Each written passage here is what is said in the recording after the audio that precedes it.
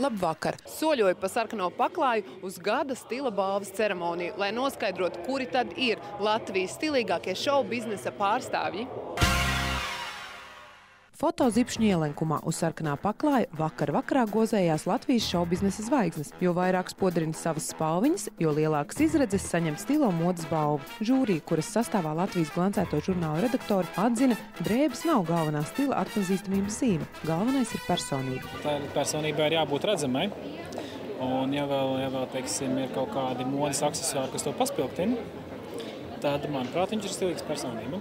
Ja cilvēks pats harmoniski jūtās kā viņš ir apģērbies, tad viņš ir stilīgs. Un tātad par Latvijas stilīgāko aktrisi aizvadītajā gadā tika atzīta Reizija Kalniņa. Viņa saka, stils tā arī ir loma un protests, kuru raksturo. Manuprāt, absolūta sievišķība, absolūts huligāns un prieks.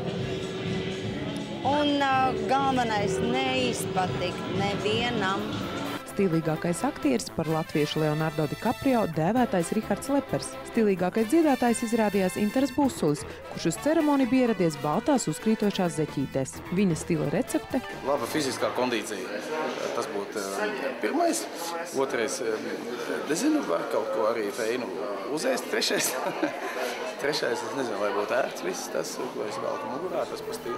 Stilīgākā dziedātāja DJs Ella. Viņa šovu biznesu sauc par cirku. To, kas notiek Latvijā, šajā šovu biznesā tik tiešām sauc par cirku. Tā ir tāda arēna.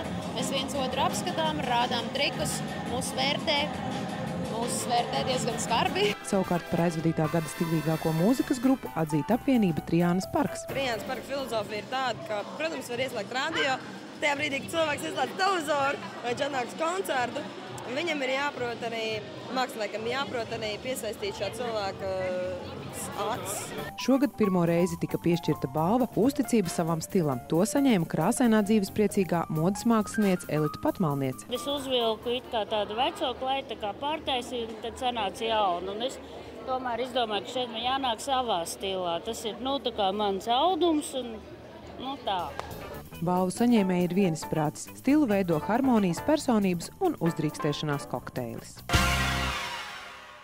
Mūziķu stilu var raksturot ar diviem vārdiem – personības ar stāstu. Kādi ir šie stāsti, noskaidrojām satiekot mūziķus Latvijas mūzikas ierakstu gadabalvas ceremonijā. Viņi padalījās ar savām stila receptēm. Latvijas mūzikas ierakstu gadabalvā daudzi mākslinieki bija terpušies tumšās un drūmās krāsās. Drosmīgākie atklāja melnās krāsas maģiju. Melns beidzamajā laikā, jo tāds neuzkrītošs, grūtāk pamanāms un piesac to, ar ko šajā gadījumā es pats neesmu līdz galam ticis galā. Savukārt pati tikusi galā bija Baiba Sipiniece, kura par godu pasākumam lika lietās savas stila prasmes. Tieši šo tērpu man pat izdomājis. Varbūt, ka nemaz nav tik labi, bet man tomēr es uzskatu to par tādu zināmu debiju. Debija spoža, tikai kā Baiba saka, nav jau kur tās kleitas vilkt. Es taču nevaru pa māju ar viņām staigāt. Un arī uz operu es viņām nevaru iet, jo man vīrs atsakās tādā gadījumā blakus stāvi. Arī komponists Uldis Marhilevičs nebaidās no košām krāsām. Stila recepte. Latviskais ornaments caur ķīniešu pūķi.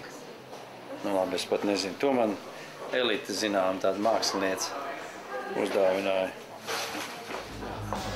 Stils bez tabū dod žetonu smagā roka grupai Rekla Slava no Somijas, kura ievies pasākumā dzīvību ar ekspresīvu uzstāšanos. Puiši atzīstas, ka stilam šovbiznesā ir milzīga nozīme. Viņi nekautrējoties parāda to, ko parasti pašmāju mūzikas zvaigznes noklusē. Pamatā tas ir glamroks, saplēsti džinsi, melnas drēbes, viss apspīlēts kupli mati un uzkrītošs meikaps. Krāsojamies 5 minūtes, bet viņa meikaps aizņēma 1 stundu. Tas ir spandeks, tos 80. gados uz skatuves nēsāja īsti veči. Un vispār uz skatuves nekad nekas nevar būt par daudz. Puiši mums parādīja, kā pirms uzstāšanās botiņas tiek nopūstas rozā krāsā, lai pēc tam uz skatuves pievilinātu skatītāju uzmanību. Mūziķu devīze, jo vairāk knifu tiek pielietots, jo krāšņāk uzstāšanās garantēta. Februāris daudz viet pasaulē pasludināts par karnevālu mēnesi. Vai tad mēs sliktāki? Neiesim jau atpalikt. Mākslas akadēmijā ļaudis ir pārvērtību meistari. Jau 72. reizi viņi uzgavilē karnevālam. Mēs esam kopā jau 2 nedēļas! Ar ekspresīviem izgājieniem un dūlībām nedēļas nogalē varēja izcelties Mākslas akadēmijas karnevālā, kas šogad bija pārtapis melnbaltā planētā ar melnbaltiem iedzīvotājiem. Dreskodam bija pakļaujušies visi. Savāc visu, kas kapī ir balts un visu, kas melns, un mēģināja kaut ko samontēt. Mēs tā kā paņēmām viens mākslinieks sen dizaina tērpu izstādes darbu, un tā kā sakombinējām to abiem kopā. Viņai tā kā augšķiņa, man apakšē. No mūsu objektīva neizsprūk kāda visai spuraina kaķenīte. Mans stils kā kaķītis. Ar ķēdīti un ar rokturīti. Un tā gaisma. Acīs baigas spiež. Toties acis bija pieraduši pie melnbaltā planētā, kur melnbaltas maskas, melnbaltas filmas, melnbalta mūzika, šķiet pat dzērieni iekrāsojās melnbalti. Tiesa, ka šogad tie bija visai dārgi. 20. gados bija tikpat elitārs akadēmijas karnevāls, tā kā, kāpēc gan ne? Iespējams, karnevāls atkal iekar uz popularitāti, nevis ar grādīgām dzirām, bet ar savu pagātnes šarmu, kas bija sajūtams ik uz stūra. Tiekamies pēc nedēļas. Atā!